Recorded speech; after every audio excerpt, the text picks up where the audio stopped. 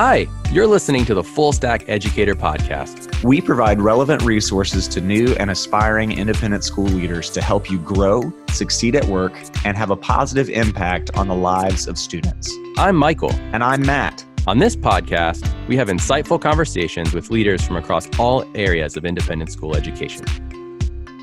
Here's a question. What skills do you feel you are missing? Are some skills more important to teachers in private schools than they are to teachers in public schools?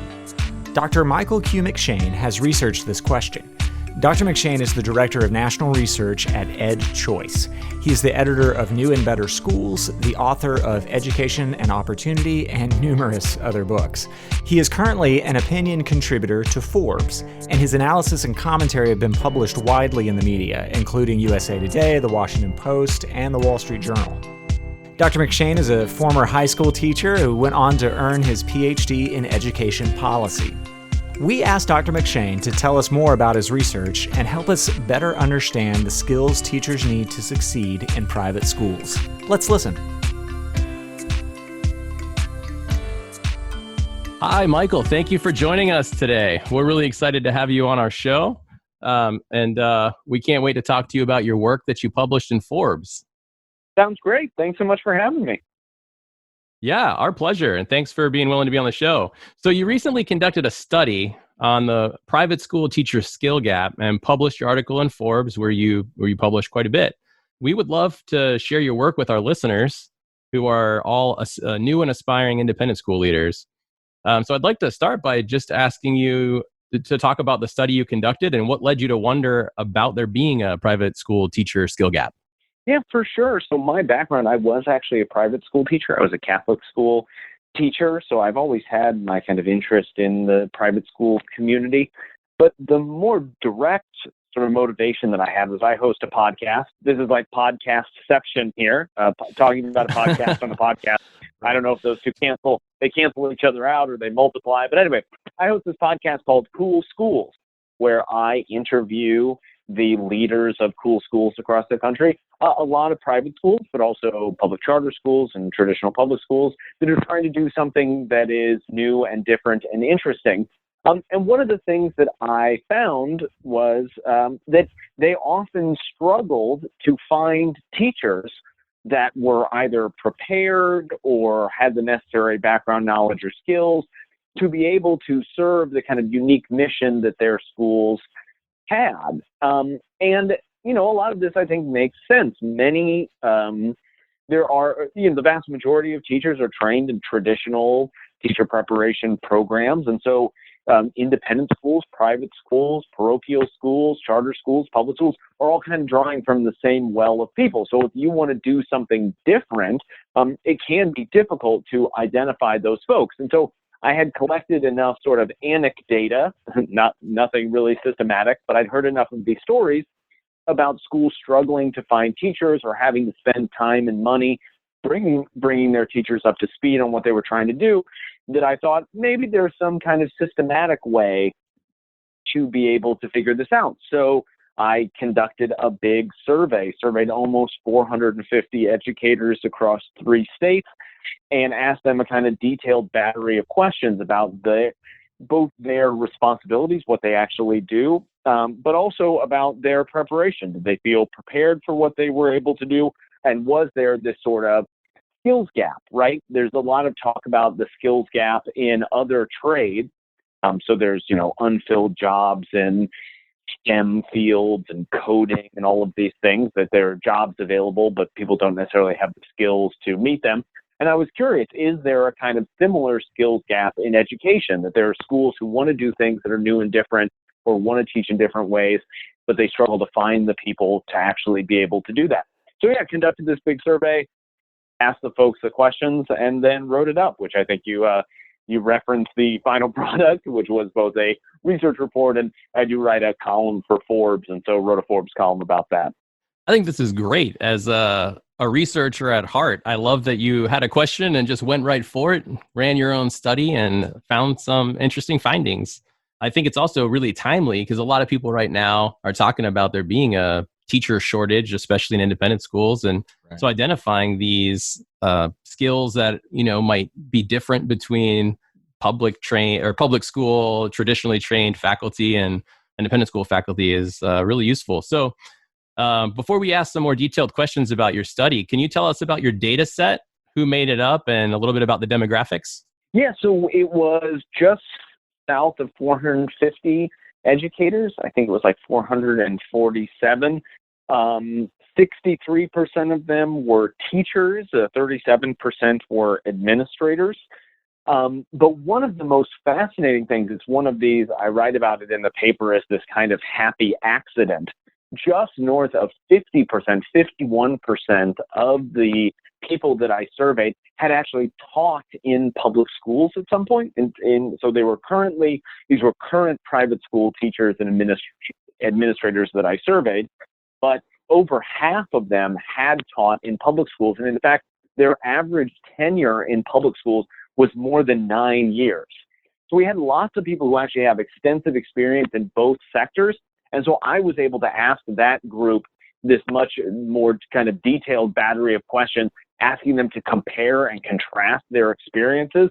And a lot of, I think, the kind of deepest insights of the paper came from that group of people who were very kind in sort of answering these questions and comparing and contrasting the different environments that they taught in. That's fantastic. Yeah, let's dive into some of the results. You identified some skills that teachers need but potentially lack for private schools. Can you share with us what those are and unpack those a little bit for us? Yeah, for sure. I think the easiest way to think about the findings of this study is as a big Venn diagram, right? So you have your two circles of public school teachers and private school teachers.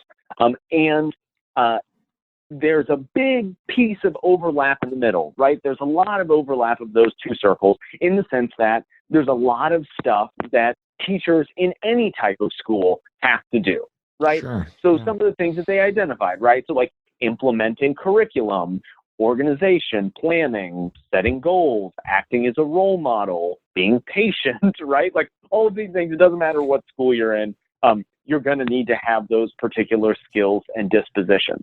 But there were things that folks identified as being much more present in private schools than in traditional public schools. And so the biggest ones that came across there were being entrepreneurial, particularly on the administrative side, budgeting.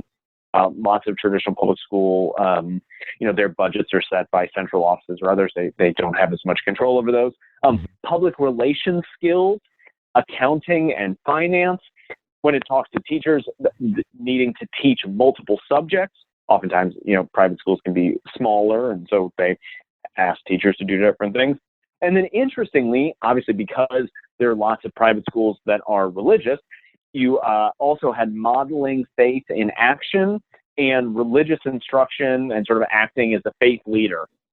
Were these kind of specific things, even within private schools, looking at the religious schools that were in private schools. So these are these things, and if you sort of back out, it makes a lot of sense, right? So most private schools operate as independent, kind of individual organizations. Now, they may be part of dioceses or synods or broader networks of schools, but by and large, that principal is, or director, whatever term, headmaster, whatever, headmistress, whatever term you want to use, really is kind of like the CEO of a small company. So it's not surprising that they identify things like, wow, we have to be able to keep the books straight, right? So accounting and finance really matters. Budgeting, obviously a piece of that. Public relations, I think, is again another huge piece of that because they actually have to recruit students to come and work there. And obviously being entrepreneurial is part of that as well. So it makes sense if you're familiar with like private schools and how they operate that these skills are necessary, because just a lot of that stuff in the public sector is handled by other people. It's handled by people at the central district office or others. Right. Tell us a little more about being entrepreneurial. Why do you think that popped up as one of the responses from so many teachers? Yeah, I think that it's a couple things. So one is that oftentimes private schools offer more opportunities to be entrepreneurial. So because they're independent and oftentimes because they're smaller, it just creates more space for educators to do new and different things because they're often not subject to the same collective bargaining agreements or contractual requirements and frankly, fewer sort of state regulations and others that circumscribe what schools and teachers are able to do. They have a lot more freedom to be entrepreneurial, so lots of folks take advantage of that.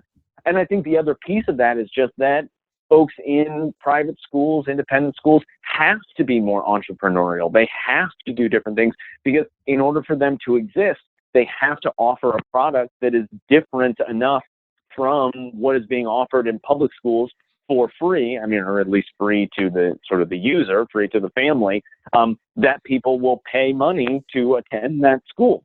So, I think being entrepreneurial, trying to differentiate themselves in the market, to recruit folks is just part and parcel of operating a private school, an independent school, parochial school.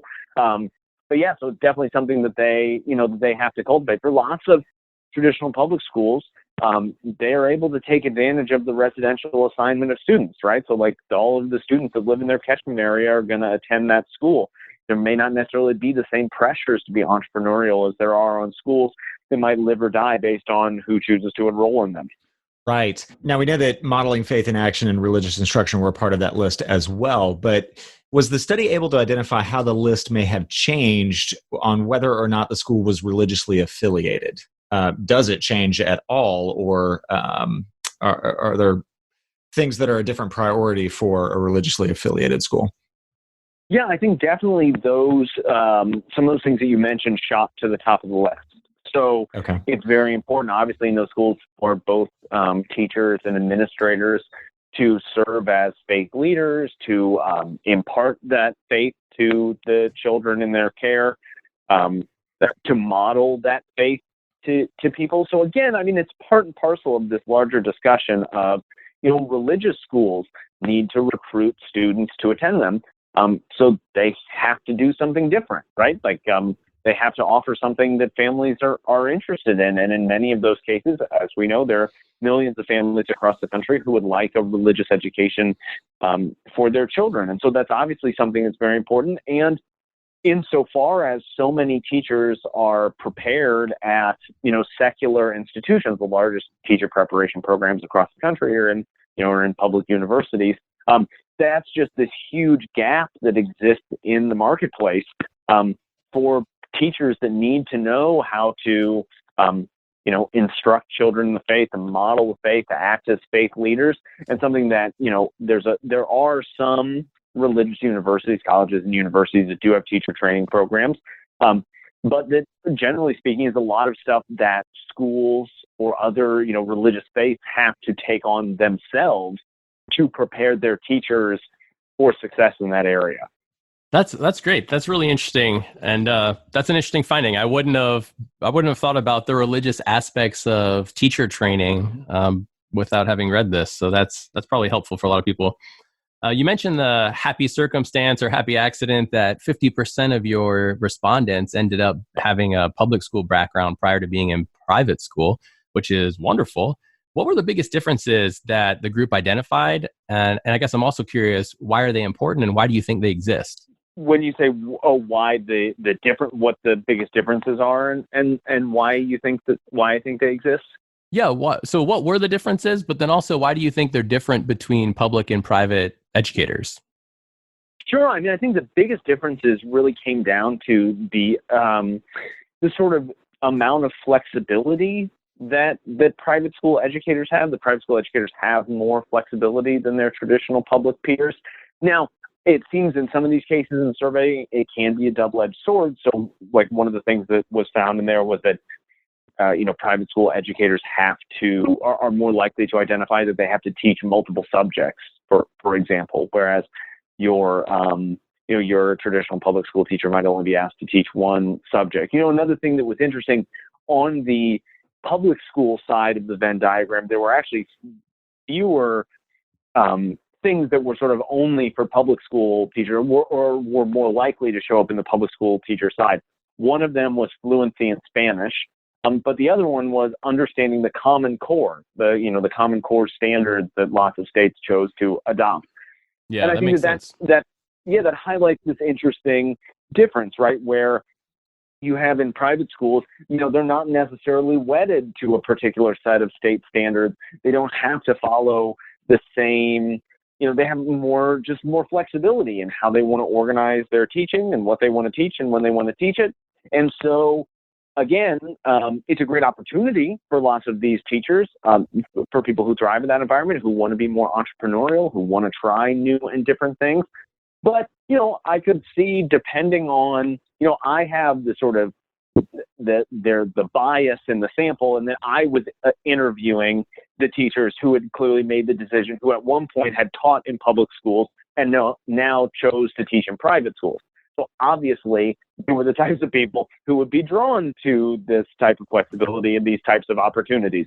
It would be interesting to sort of, if it was possible to do the study in the other direction, where my sample was all public school teachers, and ask if any of them had taught in private schools and what the difference was. But yeah, that would be really fascinating. Guess, right? Yeah, my guess, having not asked them, but just sort of looking at those things, is it might be some of the inverse, right? So that there may be teachers who don't necessarily, they don't necessarily want to teach multiple subjects. They don't necessarily want to have all of that flexibility, because with that flexibility comes a lot of responsibility, becomes, a lot of work, a lot of things that if you work in a more traditional public school setting where your district can put together curriculum for you, where you have a much more defined kind of scope and sequence of what you're trying to do, there are probably lots of teachers who thrive better in those environments where they have a little bit more rigid structure around what they're doing, and they can do their best sort of within that. So I think part of all of this is thinking about sort of teacher dispositions, teacher attitudes, teacher strengths and weaknesses, and how schools can best leverage them. So shifting gears just a little bit into leadership skills, one of the great parts of this study talks about skills for success for teachers, but then also skills for success for administrators. And you identified communication skills, interpersonal skills, leadership skills, being able to set academic goals, as well as organization and planning skills.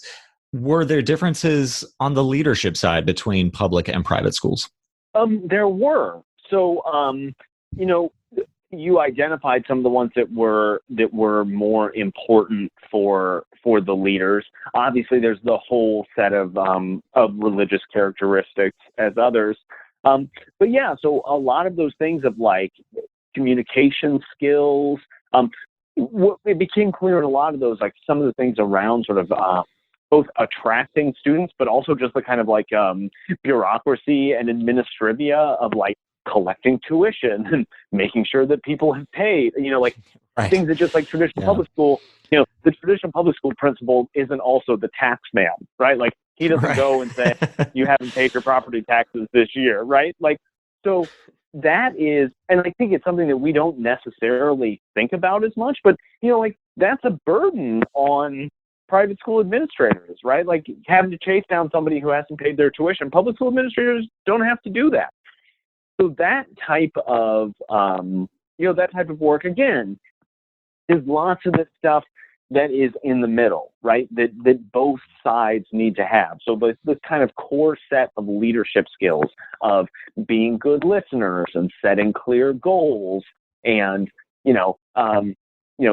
being able to learn yourself, having experience teaching, having a positive attitude, being flexible, being a team player, sort of all of that stuff is obviously, any good leader. And this could be, we could be talking to people that have nothing to do with education. And I think they would identify many of those skills that anybody who's leading any organization needs them.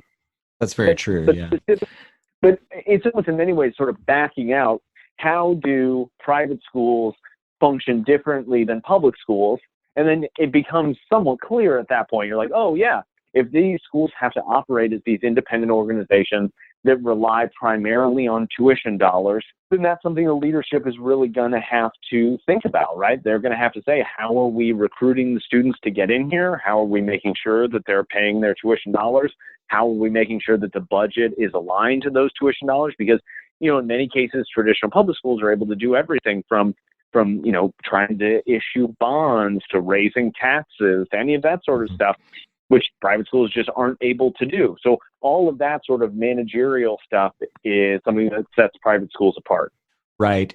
One of the things that struck me in reading through this study with my experience in private schools, we're all a part of the same team, but there is a distinction between the business side of the shop and the academic side of the shop. And it was really interesting that the teachers were able to identify the necessary skills. So many of those were the business side of the shop.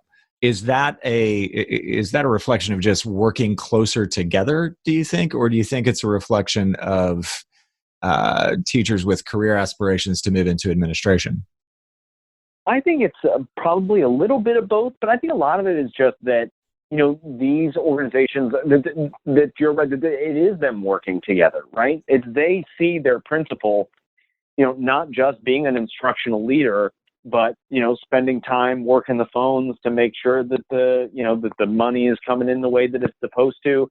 See them working with, their board of directors or whoever is sort of the ultimate authority in here, approving budgets. And I would imagine in many cases you have, faculty meetings that are devoted to working with the principal, talking about the budget for next year, and having those kind of open and frank conversations about what's going on there. So it would seem to me that there's, these open lines of communication between that, but also just in school, seeing what your principal does all day and seeing that they're spending a lot of time on these sort of financial and accounting tasks, and recognizing how important that is for the school to ultimately be able to operate. That's interesting. Yeah. So, Mike, you obviously have spent a lot of time thinking about all of this, and your survey, is thoughtfully created. I'm curious, as we kind of close up here, what do you think it all means? And what are the big takeaways for independent school leaders that can help them make their schools better places for students? So for me, I actually see this as an incredible opportunity, right? So with this gap that exists, this is an identifiable problem. And in some cases, problems are too big for us to wrap our arms around. And it's, you had mentioned things earlier like teacher shortages and others. And oftentimes, the solutions to those things can be so big. I mean, you're looking at the entire labor market of a region and understanding how, salary and benefits and work requirements and preparation and certification and licensure and all of this stuff intersects with one another, and very quickly you can get overwhelmed. One of the things that I took away from the study is that actually the types of skills, dispositions, all of that stuff is actually a relatively limited and discrete list, right? It's not that you need to go and completely reinvent the wheel. There are some very specific skills that leaders and teachers have identified that if they're going to be involved in private schools, they need to do their jobs better. So to me, this is, and I've done some of this outreach already, talking to schools of education, talking to schools, teacher preparation programs across the country, saying, hey, look, your state or your area has a large private school community. Chances are some proportion of your graduates are going to be teaching in private schools.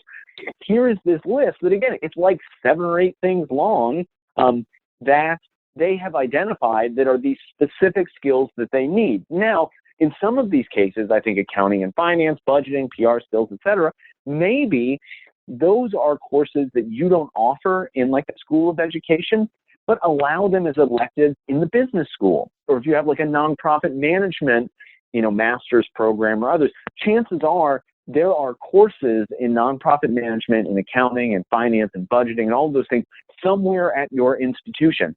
Allow folks who think that they may be involved in private schools to take those courses to get the things that they need.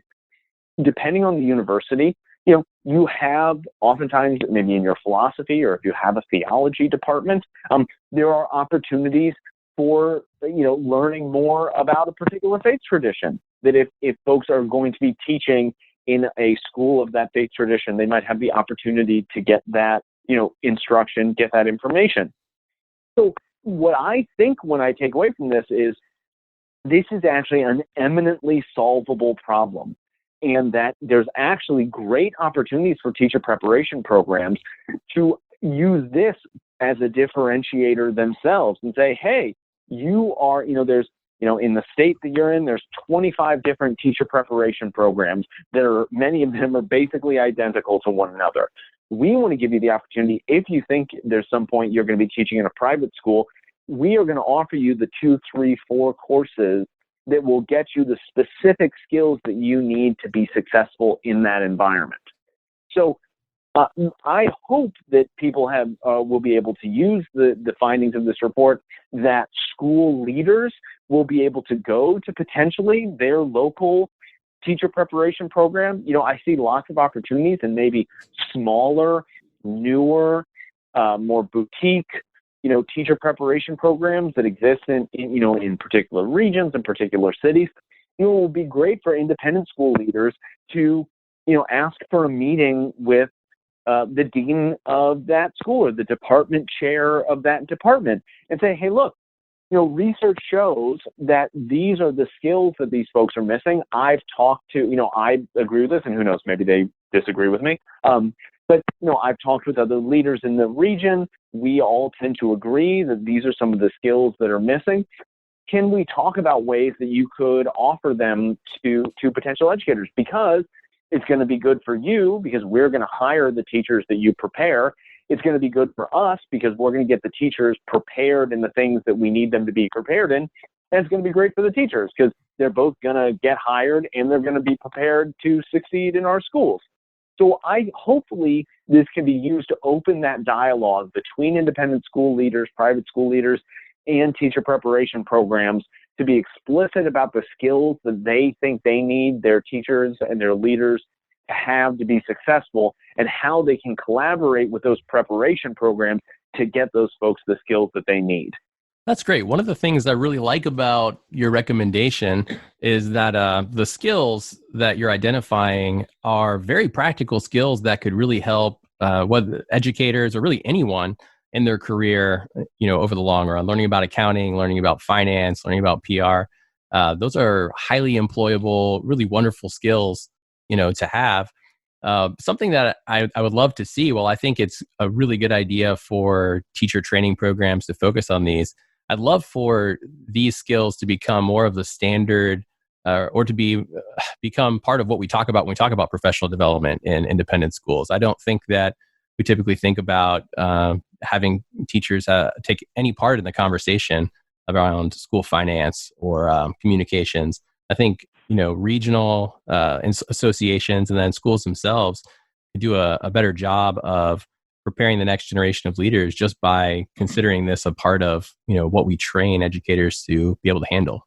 One question that's sort of burning in my mind: what would you say? So implicit in the study is this idea of cross training, right? The skills that have been identified in this study are by and large out of the classroom skills, although certainly some apply there as well. What would you say to the head of school or the person who's midway through the career that says, no, what I really want to do is double down on teaching skills, or the head of school that says, well, I'm going to hire a PR person. I don't need to have my teacher go invest in sort of that training. What I'd really want them to focus on is science.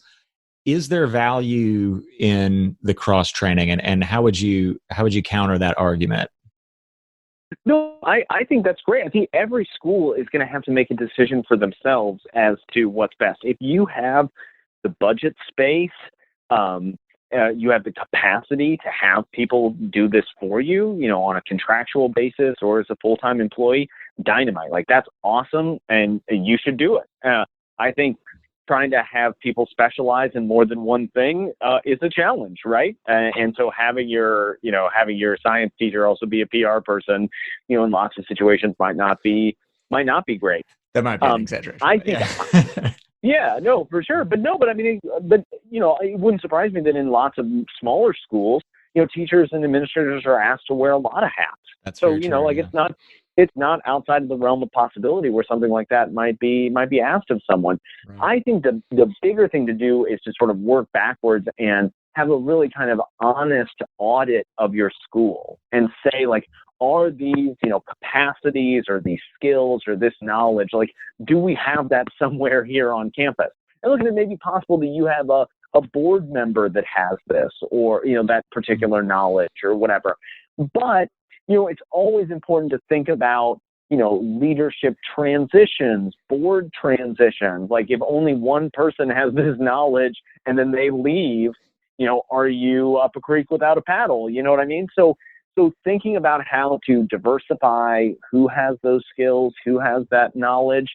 Again, if the cost is low, if it's a matter of taking one or two courses, or for that particular area, it would seem to make sense to me to have a few people in your building who have these skills, just as a sort of insurance policy to make sure as transitions take place. But I think the general point is a correct one. You've got to look from a school to school perspective, that some schools will have the capacity to have a marketing person. Some of them may have, full-time accounting, budgeting people, or again, that they would use some sort of consulting, firms that are available to do these sorts of things. But starting with, again, an honest audit of, do we have this capacity at the school? Are we dropping the ball in some of these areas? Are we are we lying to ourselves and saying, oh no, we've got like a great PR machine here, but enrollment doesn't necessarily reflect that? And saying, do we want to do this in-house? Do we want to have someone from outside? Regardless, we just want to make sure that someone is doing this so that that ball doesn't get dropped. Right. And your responses are coming from a teacher's perspective. So the teachers themselves in the study are saying, I wish I knew more about budgeting. I wish I knew more about PR. Am I interpreting that correctly? Yes. I mean, it's a mix of, some of it is just them identifying the differences, saying this is something that people needed more of. But it's also them identifying the types of things that they need to meet with success. I'm curious to know, from your work on the Cool Schools podcast, can you share some examples of just phenomenal professional development programs you've come across? Yeah, one that I think of is the Waldorf schools. So I don't know how familiar you all are with Waldorf schools. So it's a kind of so it's like this more progressive pedagogical philosophy. I know they do a lot of work with their teachers, and there are now, I don't know if like accrediting is the right word, but there are specific programs that those schools leverage, like in the broader Waldorf network, to be able to, because I mean, it's a very specific, not just pedagogy, but also just like a philosophy about child development. Like it's based on a really kind of concrete series of beliefs about how children grow and learn. And so they do a lot of work, I know, with their folks to bring them up to speed on that, like not just the kind of nuts and bolts of what a Waldorf classroom is supposed to look like, but why it's supposed to look like that and why the school and the community is organized the way that it is. So I think like they're a really interesting group to look to, because they really are, they're trying to do something unique that is absolutely not taught in any, in almost any teacher preparation program that you're going to see out there. So they have to do all of it themselves. One of the things that we ask everyone at the end of the podcast is, what should people be reading and what should people be listening to? Well, I'm obviously going to plug myself. I've got my Cool Schools podcast, which you should definitely check out. Yeah. You should definitely check that out. As far as what they should be reading, so the organization that I work for, EdChoice, at our website, www.edchoice.org, we have a ton of really interesting content, not just on the research side, but we're also an advocacy organization. So if you're interested in the types of policies that intersect with independent schooling and how those are playing out in states, we have podcasts and we have a blog and we have all sorts of resources that are related to that. So I think that that's definitely something that you can head over to our website. You can even sign up for like an email list of ours that has like, you can kind of customize the types of stuff that you're interested in, and we can send you content specifically for that. So I definitely plug plug EdChoice and the cool stuff that we're putting out. Fantastic. We'll be sure to include those links in the notes for this episode, as well as a link to the Cool Schools podcast. What books do you recommend these days? What books do I recommend? That's a great one. So I tend to be totally honest with you. I tend to read a lot of books that are outside of like education or education policy. Sure. Yeah. Because I think that it's important to, education is much broader than often that we've made it. We've kind of, I think in too many ways, we've kind of narrowed the goals of schooling and what we talk about. So I'm just trying to think of books that I've read recently that I've enjoyed. The book that I recommend to everyone to read just as a student of American history, I love the book, The Warmth of Other Suns by Isabel Wilkerson. It's one of my favorite nonfiction books of all time. It is a incredibly well-told story of the Great Migration. So the sort of internal migration within the United States of African-American people out of the South, starting, around the end of World War I and through the 1960s. I love it because it's just like a beautifully written book. She's able to weave together the kind of personal stories of people along with a lot of social science of what happened there. So I learned a ton about the country that I lived in, that I didn't necessarily know before. Trying to think of what other books I've read recently that I enjoyed. I finally got around to reading Just Mercy. I know the movie just came out about that with Michael B. Jordan and everybody. So that's Right, Bryan Stevenson's book. That's a great book as well, which I would highly recommend. But honestly, my biggest recommendation for people, because I teach some courses and others, and folks ask me similar questions to this, is I love reading the great works of literature, reading nice. history books, because all of those things give us insight to what the broader purpose of what we're trying to accomplish with our education system. Okay, so you touched on something that we just absolutely have to circle back to. What ways have we narrowed the scope of education, in your opinion? I would love to talk about that. Dynamite. I'm happy to. I mean, look, I think, and I know lots of people disagree with me on this. I think that, we talk way too much about education as job preparation. I totally get it. I totally get why we do that. And I totally get that people need jobs. And I totally get that, some way of measuring our education system is, do we prepare people for the workforce? But there's just a lot more to life than that. And I think that, part of what we are trying to do as educators is pass down the sum total of human knowledge that was passed to us, and that was passed to the people who passed it to us, and the people who passed it to them. So actually talking about knowledge and what human beings have learned over the years.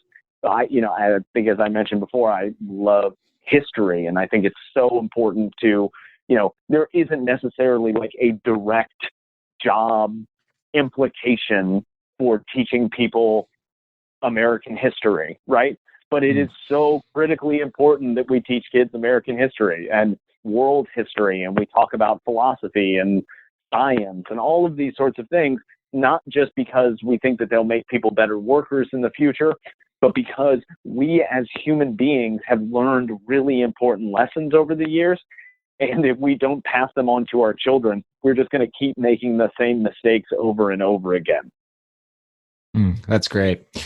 I was an arts major in college, and so we never had discussions about job placement as the goal of education during the arts program. I was an English major, and they tried to shoehorn it in at some points of just here are the possible jobs you could get as an English major. What podcasts do you listen to that you would recommend? I'm trying to think of a podcast that I listen to regularly for my kind of current events podcasting. I listen to Jonah Goldberg's podcast, which is called The Remnant. He was my colleague at the American Enterprise Institute, and it's I really enjoyed that one. I listened to a fair number, not all of them, but a fair number of Ezra Klein from Vox's podcast. He is able to get a lot of really interesting people on there. And I'll plug an interesting one. There is an Irish economist by the name of David McWilliams, and he has a podcast. I think it's called the David McWilliams Show or the David McWilliams Podcast.